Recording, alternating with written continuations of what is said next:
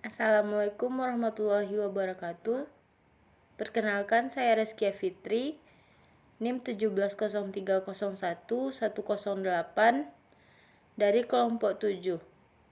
Dan teman saya, Perkenalkan, nama saya Francine Elizabeth Syandipar, NIM 190301077 dari IT2 2019. baiklah, pada kesempatan kali ini kami akan menjelaskan tentang perkembangan dan dampak mekanisasi pertanian pada tanaman padi dari masa ke masa. Yang akan dibahas di dalam materi ini yaitu perkembangan mekanisasi pertanian, dampak mekanisasi pertanian, analisis dan dampak mekanisasi pertanian, juga alat dan mesin yang digunakan pada tanaman padi. Penggunaan mesin pertanian merupakan salah satu cara untuk meningkatkan produktivitas dan efisiensi usaha tani, meningkatkan mutu dan nilai tambah produk, serta pemberdayaan petani. Pada hakikatnya, penggunaan mesin di pertanian adalah untuk meningkatkan daya kerja manusia dalam proses produksi pertanian, di mana setiap tahapan dari proses produksi tersebut dapat menggunakan alat dan mesin pertanian. Program mekanisasi pertanian telah dijalankan Kementan sejak lama dan mengalami perubahan dari masa ke masa. Program awal Al-Sintan menggunakan pola bergulir dan pernah juga berupa bantuan uang muka. Dengan demikian, mekanisasi pertanian diharapkan dapat meningkatkan efisiensi tenaga manusia, derajat dan taraf hidup petani, kuantitas dan kualitas produksi pertanian. Perkembangan mekanisasi pertanian dapat meningkatkan produktivitas usaha tani, meningkatkan efisiensi kerja, tenaga, waktu dan juga biaya, menekan atau mengurangi susut hasil, dan juga meningkatkan pendapatan usaha tani. Dampak mekanisasi pertanian. Yang pertama, penggunaan traktor dan mesin perontok padi mengakibatkan komunikasi antar buruh tani dan pemilik sawah menjadi terganggu. Yang kedua, pendapat petani yang menggunakan bantuan mesin pertanian lebih meningkat, mengakibatkan alat pertanian tradisional dilupakan. Yang ketiga, tenaga kerja yang dibutuhkan menjadi lebih sedikit karena menggunakan mesin modern, sehingga menurunkan penggunaan tenaga kerja manusia. Yang keempat, keterbatasan lahan subur, air dan tenaga kerja, namun dituntut untuk lebih memperhatikan masalah lingkungan hidup. Analisis dan dampak mekanisasi pertanian. Tujuan penerapan mekanisasi pertanian pada tahun 1950 sampai dengan 1960 adalah meningkatkan tenaga kerja di bidang pertanian. Di antaranya dengan pergantian bowong, yaitu tenaga manusia yang dikerbaukan atau sebagai penarik baja atau garu dalam pengolahan tanah, untuk diganti dengan tenaga hewan atau mesin. Pada periode 1970 sampai dengan 1980, mekanisasi pertanian lebih berkembang karena adanya masukan ilmu dan teknologi, dengan ditandai sejumlah studi teknik pertanian. Di antaranya adalah studi beban tahanan spesifik tanah, survei kebutuhan alat mesin pertanian di Indonesia, dan studi konsekuensi mekanisasi pertanian untuk petani kecil. Pada tahun 1975, konsep pengembangan alat mesin pertanian secara selektif dan spesifik lokasi di Indonesia dapat diklasifikasikan menjadi 4 kategori, yaitu wilayah maju, berkembang, semi berkembang, dan juga terbatas. Pada tahun 1981 sampai dengan 1982, dikembangkan mesin perontok padi tipe IRRI yang telah dimodifikasi. Pertama kali dibuat oleh Bengkel Dragon, Bukit Tinggi, Sumatera Barat.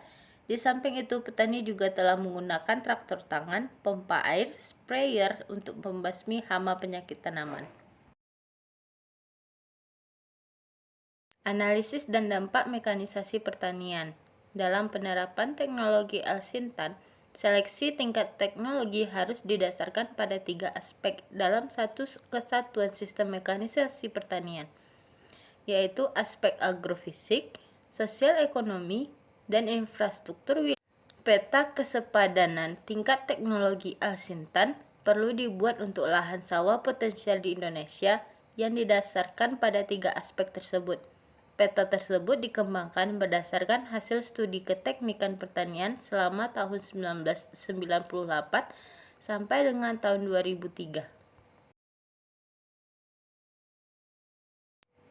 Berdasarkan data dari Ditjen Prasarana dan Sarana Pertanian, bantuan Al-Sintan yang telah disalurkan pada tahun 2015 adalah Al-Sintan prapanen, berupa traktor roda 2 atau hand traktor, pompa air, rice transplanter, serta bantuan Al-Sintan tahun 2016 meliputi Al-Sintan prapanen seperti traktor, rice transplanter, pompa air, dan Al-Sintan panen dan pasca panen seperti combine harvester, power thresher, dryer, dan corn sheller.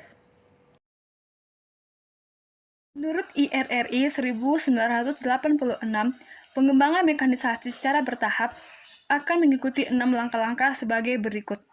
Tahap pertama yaitu substitusi tenaga atau power substitution. Penggunaan mesin pada level ini hanya sekedar mengganti tenaga manusia dan hewan dengan mesin. Dengan kata lain, yang berubah adalah level power change the farming system. Tahap kedua yaitu mekanisasi untuk menggantikan fungsi tugas kontrol atau human control function. Mesin membantu petani dalam mengontrol usaha tani, meskipun menjadi lebih kompleks dan membutuhkan biaya yang lebih besar. Tahap ketiga yaitu adaptasi pola usaha tani atau cropping system. Salah satu model yang akan terbentuk karena penggunaan mesin secara intensif adalah pertanian monokultur. Pertanian mixed crops akan mengalami kesulitan dalam menerapkan Al-Sintan. Tahap keempat yaitu adaptasi sistem usaha tani dalam lingkungan karena menggunakan mesin dalam upaya untuk meningkatkan produktivitas dan keuntungan dari skala usaha tani. Walaupun penggunaan mesin menjadi pertimbangan dalam investasi dan konsolidasi lahan, namun juga membutuhkan dukungan yang optimal. Tahap kelima yaitu adaptasi tanaman untuk pemulihan tanaman.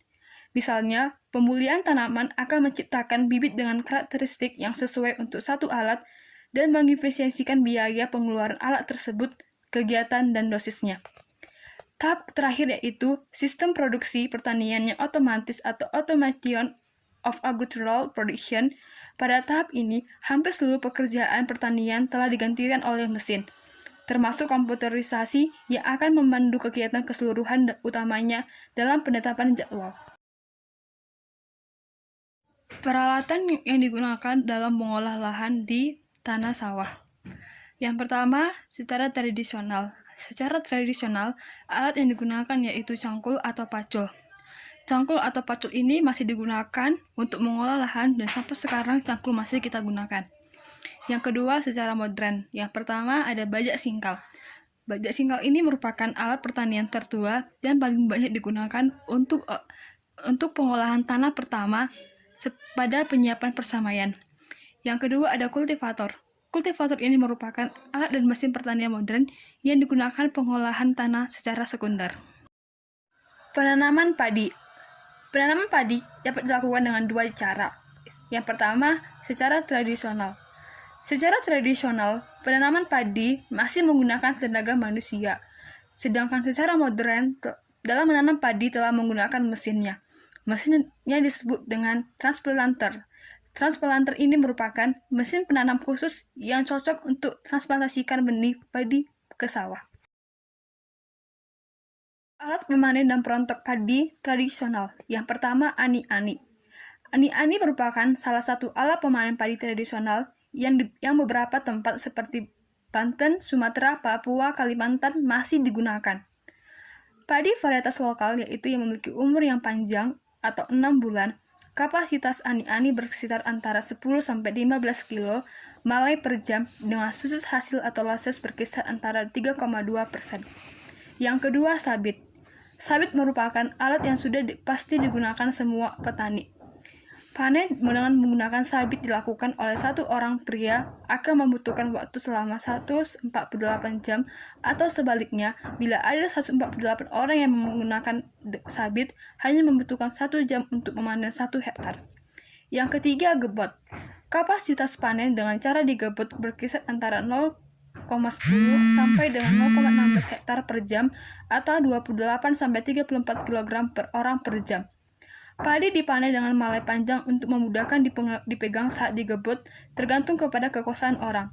Pemontokan padi dengan cara digebut, banyak padi yang tidak terintong, terpisah antara 6% sampai 9%. Mesin pemanen padi. Yang pertama, mesin mower. Mesin ini merupakan pengganti alat sabit. Uji kinerja mesin sabit atau mower dilaksanakan pada kecepatan rata-rata pemanenan padi 0,57 km per jam dengan lebar kerja 100 cm atau 4 alur dikali 25 cm. Dengan arah tegak lurus baris alur tanaman padi, didapatkan kapasitas kerja 18 jam per hektar. Lebar kerja optimum yang disarankan alur padi yang akan dipotong adalah 4 baris alur tanaman padi. Yang kedua, mesin reaper. Mesin reaper merupakan inovasi teknologi baru di bidang pertanian yang mungkin belum begitu populer di tingkat petani. Cara kerja mesin ini yaitu dengan mengait rumput padi, kemudian memotong dan selanjutnya dilempar ke sebelah kanan mesin di atas permukaan tanah. Setiap lemparan sebanyak 3-10 rumpun. Yang ketiga, kombin dan mini kombin.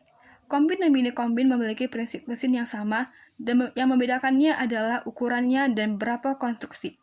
Untuk mesin panen mini kombi bekerja sampai pengarungan gabah yang sudah lepas dari malainya dan gabah sudah bersih, sedangkan pada mesin kombi gabah yang sudah bersih nantinya akan ditampung pada mesin penampungan. Kesimpulannya yaitu, penggunaan mesin pertanian merupakan salah satu cara untuk meningkatkan produktivitas dan efisiensi usaha tani, meningkatkan mutu dan nilai tambah produk, serta pemberdayaan petani. Pada hakikatnya, penggunaan mesin di pertanian adalah untuk meningkatkan daya kerja manusia di dalam proses produksi pertanian, di mana setiap tahapan dari proses produksi tersebut dapat menggunakan alat dan mesin pertanian. Terima kasih atas perhatiannya. Semoga bermanfaat. Wassalamualaikum warahmatullahi wabarakatuh.